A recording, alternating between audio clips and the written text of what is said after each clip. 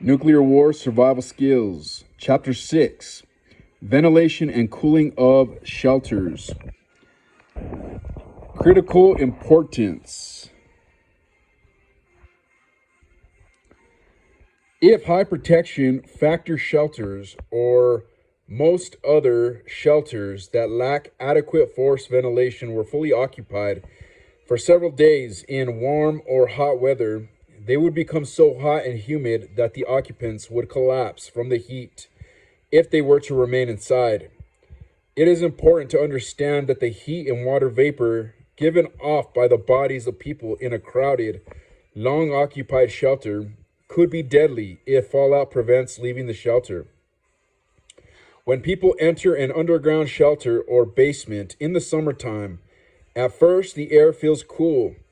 However, if most shelters are fully occupied for a few days without adequate ventilation, the floors, walls, and ceilings, originally cool, will have absorbed about all the body heat of which they are capable.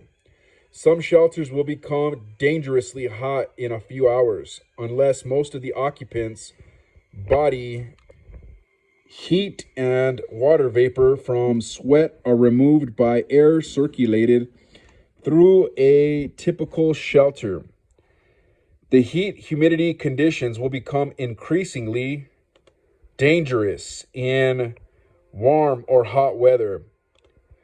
One of the most important nuclear war survival skills people should learn is how to keep occupied shelters adequately ventilated in all seasons and cool enough for many days of occupancy in warm or hot weather.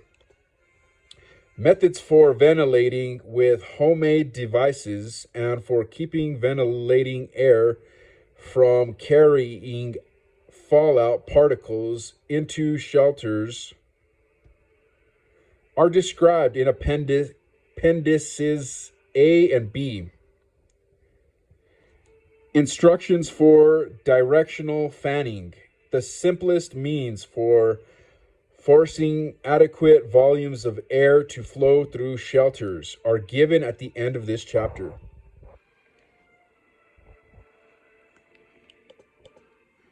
Making and using an expedient air pump. The best expedient way to maintain livable conditions in a shelter, especially in hot weather, is to make and use a large volume shelter ventilating pump. Field tests have proved that average Americans can build the expedient air pump described in Appendix B in a few hours with inexpensive materials found in most households. The simple pump was invented in 1962 by the author. I called it a Punka pump because its hand-pulled operation is somewhat like that of an ancient fan called a punka, still used by some primitive peoples in hot countries. Unlike the punka, however, this air pump can force air to move in a desired direction and is a true pump. It was named the Kearney Air Pump, CAP, K-A-P is the acronym, by the Office of Civil Defense, following tests of various models by Stanford Research Institute. The Protective Structures Development Center and General American Transportation Company, these tests confirmed findings first made at Oak Ridge National Laboratory regarding the advantages of the CAP, both as a manually operated pump for forcing large volumes of outdoor air through shelters and as a device for distributing air within shelters and fanning the occupants. See figure 6.1. The air pump instructions given in Appendix B are the result of having scores of families and pairs of untrained individuals, including children, build and use this air pump. They were guided by successfully improved versions of these detailed written instructions that include many illustrations. See Appendix B. Some people who are experienced at building things will find these instructions unnecessarily long and detailed. However, shelter building experiments have shown that the physically stronger individuals, usually the more experienced builders, should do more of the hard manual work when shelters are built, and that those less experienced at building should do the lighter work, including making shelter ventilating pumps. These detailed step-by-step instructions have enabled people who never, page 57, before had attempted to build a novel device of any kind to make serviceable air pumps. Figure 6.1, a 6-foot cap tested for durability at Oak Ridge.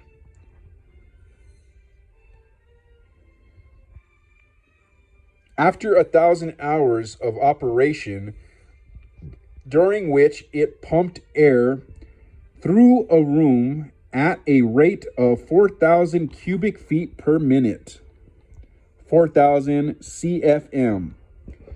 There were only minor tears in the plastic flaps.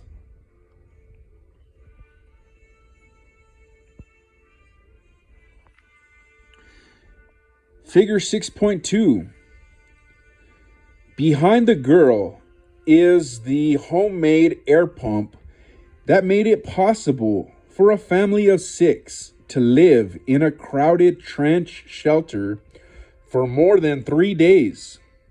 Outside, the temperature rose to 93 degrees Fahrenheit.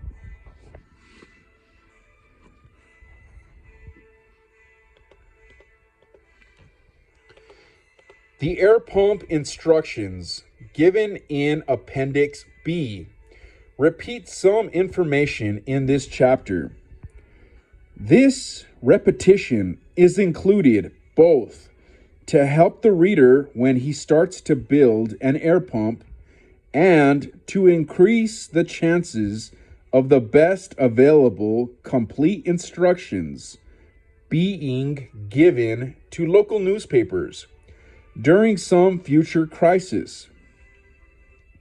The instructions given in this book could be photographed, reproduced, and mass distributed by newspapers. Figure 6.2 shows behind the girl a 20-inch wide by 36-inch high cap installed in the entry trench of a trench shelter. The father of the Utah family described earlier had made this simple pump at home using only materials and tools found in many homes, as described in Appendix B. He carried the pump on top of his car to the shelter building site. The pendulum-like flap valve pump was swung from 2 cabinet hinges, which are not shown. screwed onto a board. The board was nailed to roof poles of the narrow entry trench extending behind the girl in the photograph. The pull cord was attached to the pump frame below its hinged top and extended along one trench wall for the whole length of the shelter.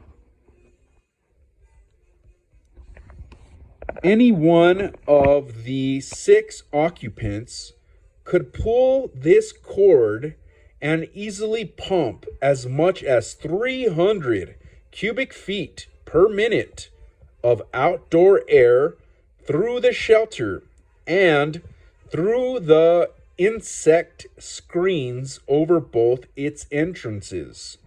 Without these screens, the numerous mosquitoes in this irrigated area would have made the family's shelter stay very unpleasant.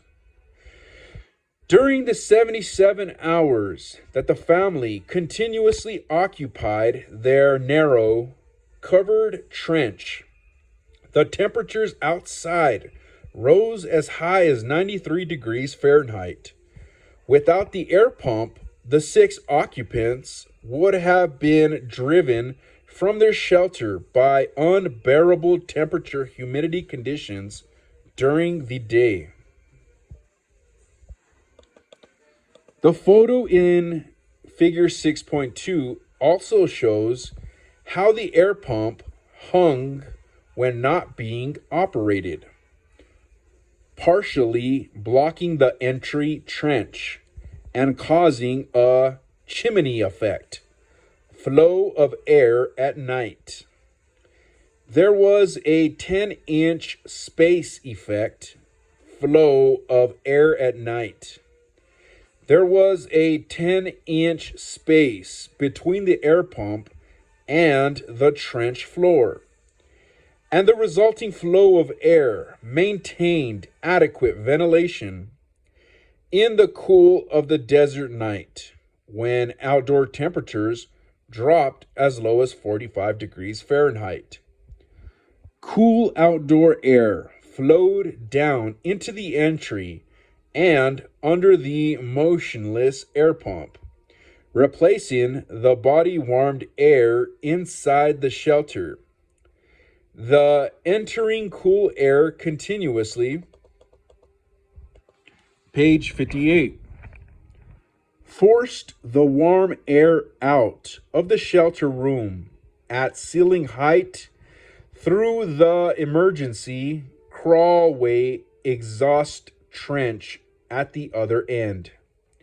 When the weather is cool, a piece of plastic or tightly woven cloth could be hung in the doorway of a well-designed, narrow shelter to cause a flow of fresh air in the same manner. Numerous shelter occupancy tests have proved that modern Americans can live for weeks in an adequately cooled shelter with only 10 square feet of floor space per person. Other tests, such as one conducted by the Navy near Washington, D.C., during an abnormally cool 2 weeks in August 1962, have shown that conditions can become difficult even when summertime outdoor air is being pumped through a long occupied shelter at the rate of 12 cubic feet per minute per person. This is 4 times the minimum ventilation rate for each occupant specified by the Federal Emergency Management Agency, FEMA, for American shelters. 3 cubic feet per minute, 3 CFM.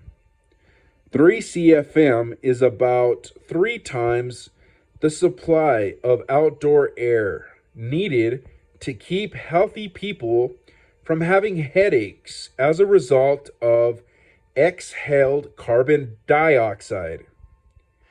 In hot, humid weather, much more outdoor air than 12 CFM per person must be supplied to a crowded, long occupied shelter, as will be described in the following section and in Appendix B.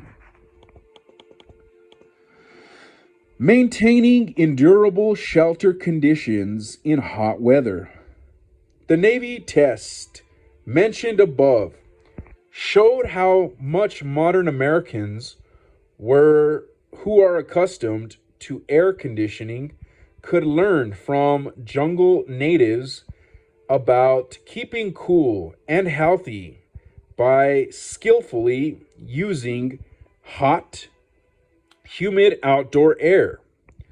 While working in jungles from the Amazon to Burma, I observed the methods used by the natives to avoid healthful conditions like those experienced in the Navy shelter, which was ventilated in a conventional American manner. These jungle methods include the first 5 of the 6 cooling methods listed in this section.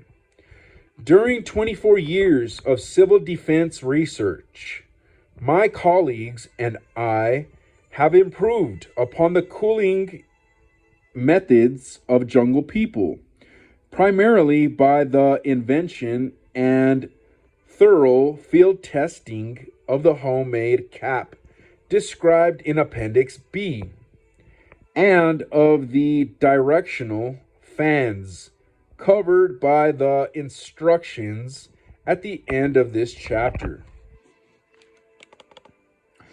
Even during a heat wave in a hot part of the United States, endurable conditions can be maintained in a fully occupied below ground shelter with this simple pump, if the test proven requirements listed below are all met.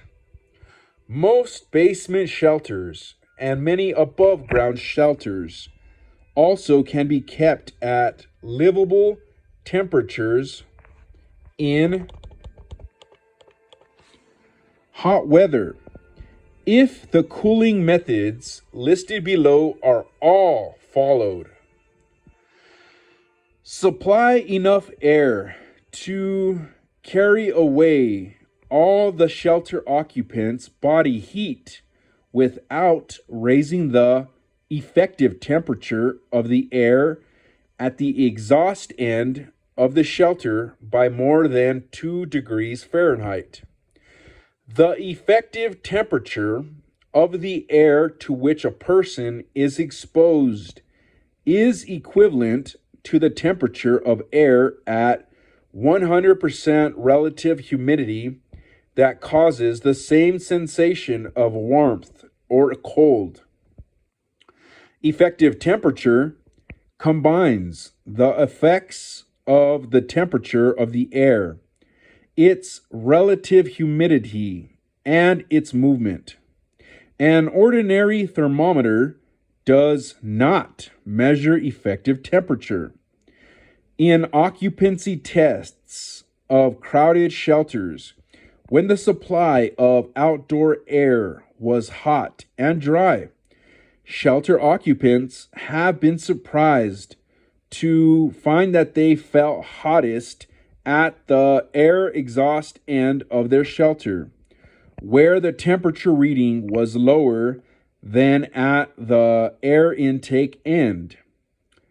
Their sweaty bodies had acted as evaporative air coolers, but their body heat had raised the effective temperature, a reliable indicator of heat stress.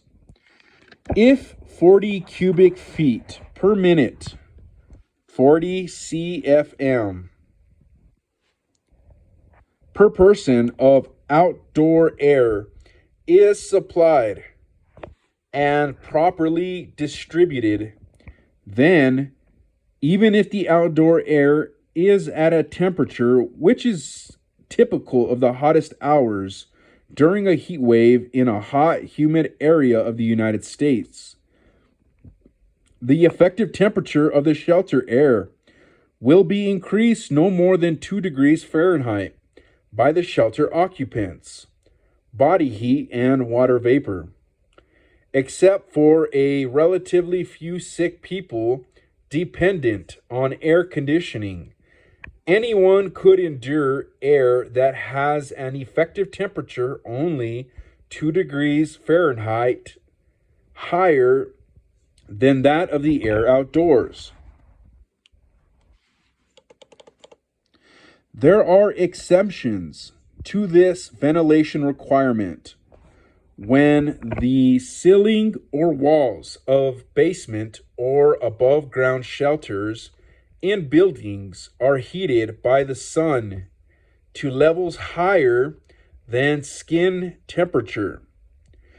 In such shelters, more than 40 CFM of outdoor air per occupant must be supplied.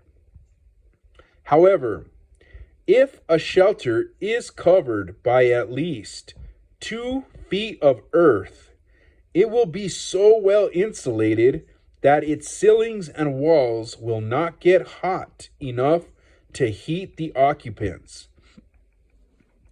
Move the air gently so as not to raise its temperature.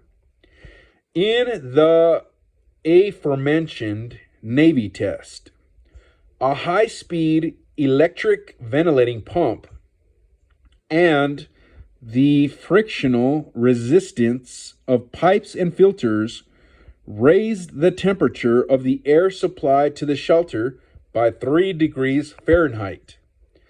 Under extreme heat wave conditions, an air supply 3 degrees Fahrenheit hotter than outdoor air could be disastrous, especially if considerably less than 40 cubic feet, something like that, CFM per occupant is supplied, and body heat raises the air temperature several additional degrees. Page 59.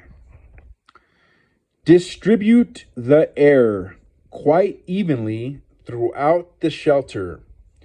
In a trench shelter where air is pumped in at one end and flows out the other, good distribution is assured. In large shelters, such as basements, ventilating air will move from the air supply opening straight to the air exhaust opening. Persons out of this airstream will not be adequately cooled.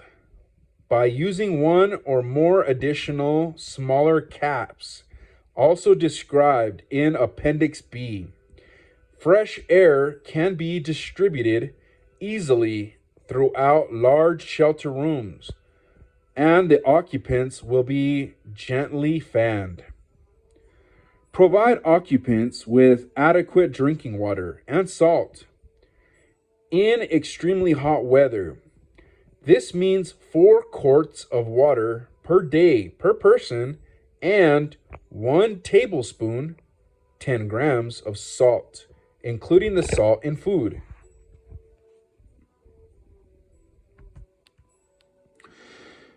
Whereas few clothes as practical.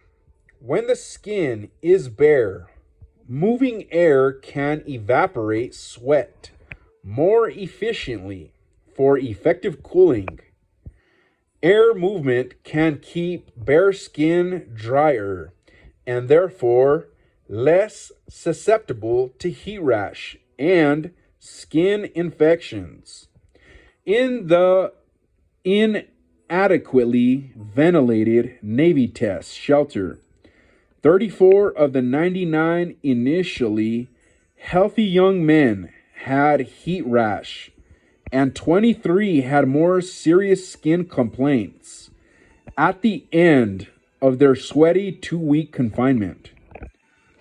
Although their overall physical condition had not deteriorated, however, at sick call every day, all of these Navy test subjects with skin complaints were treated by medical corpsmen. In a nuclear war, very few shelter occupants would have medicines to treat skin diseases and infections that, if not taken care of, usually worsen rapidly under continuously hot, humid conditions. Simple means for preventing skin diseases and infections, means proved very effective by jungle natives and by our best trained jungle infantrymen in World War II, are described in the Prevention of Skin Disease section of Chapter 12.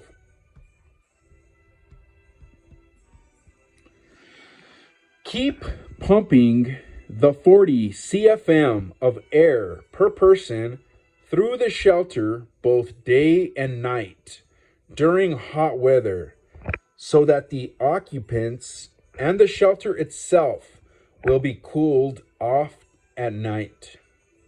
In the Navy test, the ventilation rate of 7 to 12 CFM was not high enough to give occupants the partial relief from heat and sweating that people normally get at night. In a National Academy of Sciences meeting on protective shelters, an authority stated, "Laboratory experiments and field investigations have shown that healthy persons at rest can tolerate daily exposures to ETs, which means effective temperatures, up to 90 degrees Fahrenheit, provided they can get a good night's sleep in a cooler environment. An effective temperature, 90 degrees Fahrenheit, is higher than the highest outdoor effective temperature during a heat wave in the South or in American deserts." Adequate ventilation in cold weather. In freezing weather, a below-ground shelter covered with damp earth may continue to absorb almost all of its occupants' body heat for many days and stay unpleasantly cold. In one winter test of such a fully occupied shelter, the temperature of the humid air in the shelter remained around 50 degrees Fahrenheit. Under such conditions, shelter occupants should continue to ventilate their shelter adequately to avoid the following conditions: a dangerous buildup of carbon dioxide from exhaled breath, the first symptoms of which are headaches and deeper breathing. Headaches from the carbon monoxide produced by smoking. When the ventilation rate is low, smoking should not be permitted, even near the exhaust opening. Headaches, collapse, or death due to carbon monoxide from open fires or gasoline lanterns that release gases into the shelter air. Natural ventilation.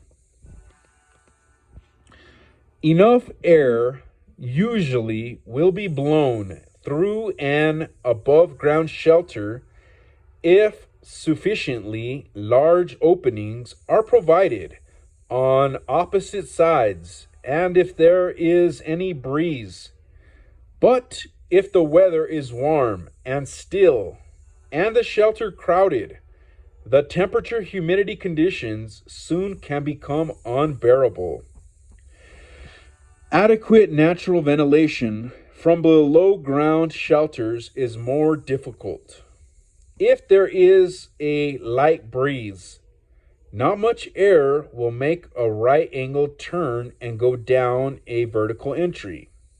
Make another right angle turn and then flow through a trench or other shelter partially obscured by people and supplies.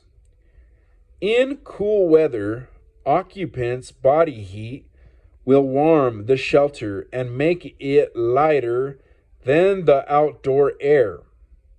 If a chimney-like opening or vent duct is provided in the ceiling, the warmed, lighter air will flow upward and out of the shelter, provided an adequate air intake vent is open near the floor. An Eskimo igloo is an excellent example of how very small ventilation openings, skillfully located in the ceiling and at floor level, make it possible in cold weather for chimney-type natural ventilation to supply the 1 CFM per person of outdoor air needed to prevent exhaled carbon dioxide from becoming dangerously concentrated.